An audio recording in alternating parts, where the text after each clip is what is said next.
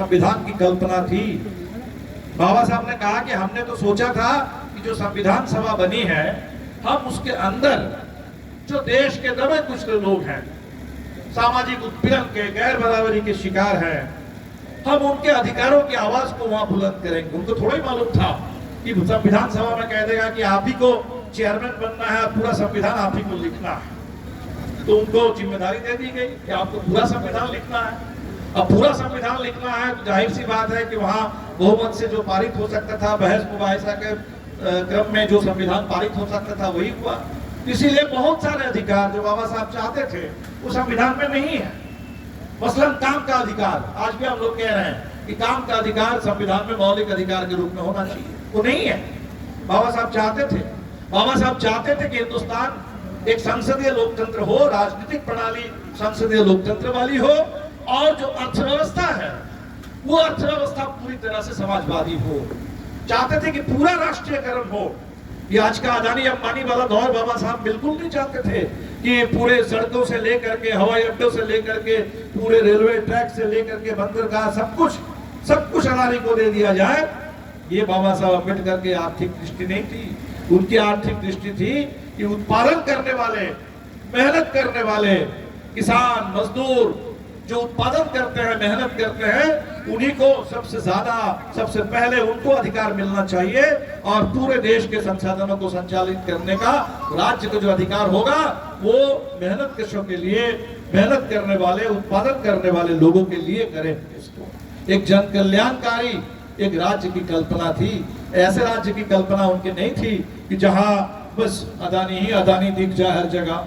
राजनीति में मोदी जी दिखे, और बस अगर अर्थव्यवस्था की बात करें, वो एक अदानी, एक अंबानी, उसी से पूरे इतना बड़ा देश, इस देश की इतनी बड़ी अर्थव्यवस्था, 2-4 चंद पूंजीपतियों को सब कुछ मिल जाए, ये बाबा साहब बिल्कुल नहीं चाहते। तो हर रोज आप देख रहे हैं कि उनके संविधान के अंदर जो दृष्टि थी, जो सोच थी, जो सारे अधिकार उसमें थे लोगों के लिए, वो एक एक करके छीना जा रहा है। और इसीलिए इस बार भी 26 जनवरी को हम लोगों ने कहा कि 26 जनवरी रिपब्लिक डे में दिल्ली में बड़ा जुलूस निकलता है, पैरेड होता है, और हम लोग दिखाते हैं कि देश में सेना के पास क्या हथियार है।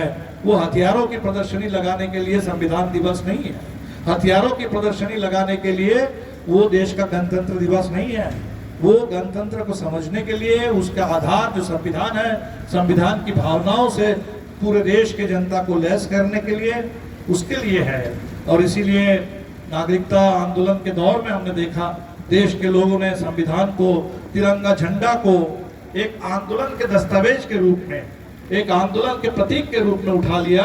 और हर रोज आजकल हम लोग 26 जनवरी खास तौर पर वो जो संविधान का प्रियम्बल है, जो उसकी प्रस्तावना है, उद्देशिका है, उसका सामूहिक पाठ करते हैं कि ऐसा हिंदुस्तान हमें बनाना है, ऐसा हिंदुस्तान जो संप्रभु हो, जो लोकतांत्रिक हो, जो धर्मनिरपेक्ष हो, जो समाजवादी हो, एक ऐसा हिंदुस्तान जिसके अंदर लोगों को संपूर्णता में न्याय मिले, सामाजिक, आर्थिक, राजनीतिक पूरा न्याय मिले, पूरे अधिकार की गारंटी हो।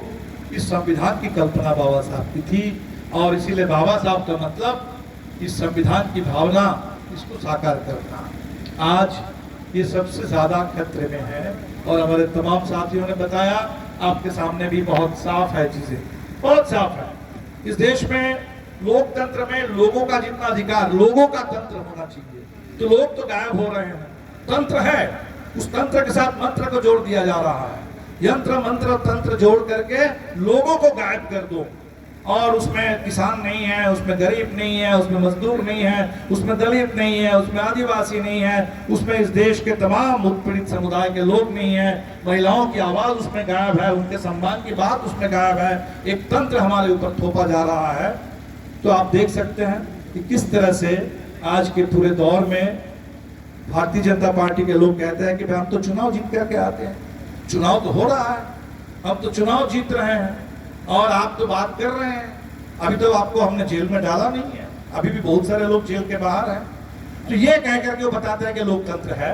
अभी भी आप बोल रहे हैं, यूट्यूब पर वीडियो डाल रहे हैं, फेसबुक पे कुछ लिख दे रहे हैं, भले अखबार में आपकी कोई खबर नहीं छपती है, मीडिया में रवीश कुमार को आप देखेंगे तो आपको कुछ खबर मिल जाएगी, नहीं तो आपको किसी टीवी चैनल पर कोई जनता की खबर नहीं, कोई आंदोलन की खबर नहीं, किसान आंदोलन इतना लंबा चला उसकी खबर नहीं, ट्रक ड्राइवरों ने इस नए खतरनाक कानून के खिलाफ हड़ताल की उसकी खबर नहीं, कोई खबर जो नागरिक अधिकार से जुड़ी हुई खबर नहीं होती है। लेकिन वो कहते हैं कि चलो आपको तो फिर भी बोलने की आजादी है।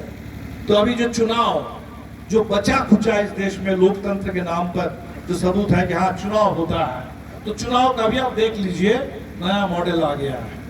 अभी चंडीगढ़ में जो कुछ हुआ, चंडीगढ़ एक प्रयोग है, चंडीगढ़ मॉडल। चुनाव हो रहा था एक मेयर के लिए चुनाव हो रहा है और उसमें 20 प्रतिनिधि थे कांग्रेस और आम आदमी पार्टी के पास, 15 प्रतिनिधि थे भारतीय जनता पार्टी के पास। वहां सांसद भारतीय जनता पार्टी की है और सांसद को भी एक वोट है उसमें, तो मान लिया कि 16 वोट बीजेपी के पास था, 20 वोट इंडिया गठबंधन के पास। दिल्ली में पंजाब में आम आदमी पार्टी और कांग्रेस में तालमेल होगा नहीं होगा वो अभी आगे की बात है, लेकिन चंडीगढ़ में तालमेल हुआ था। चंडीगढ़ में इंडिया का एक बहुत सफल प्रयोग होने जा रहा था। इंडिया गठबंधन की पहली जीत दर्ज होने वाली थी और वहां हमने देखा कि एक ऐसे आदमी को प्रिसाइडिंग ऑफिसर बना दिया। उस प्रिसाइडिंग ऑफिसर ने ऐसी हेराफेरी की जो कैमरा में बिल्कुल दर्ज है।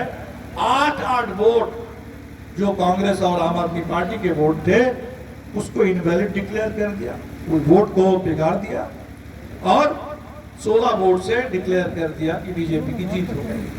हमारे सुप्रीम कोर्ट में जब मामला आया तो चंद्रचूड़ साहब ने कहा कि ये लोकतंत्र की हत्या हुई।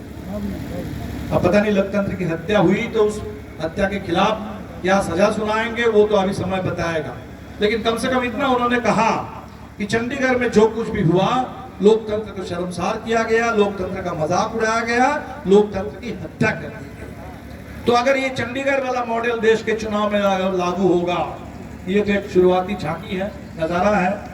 ये लोग तो हर जगह ही कहते हैं, अयोध्या किया उस समय इन्होंने कहा कि अयोध्या झांकी है, काशी मथुरा बाकी है, अभी काशी मथुरा पर चल रहे हैं।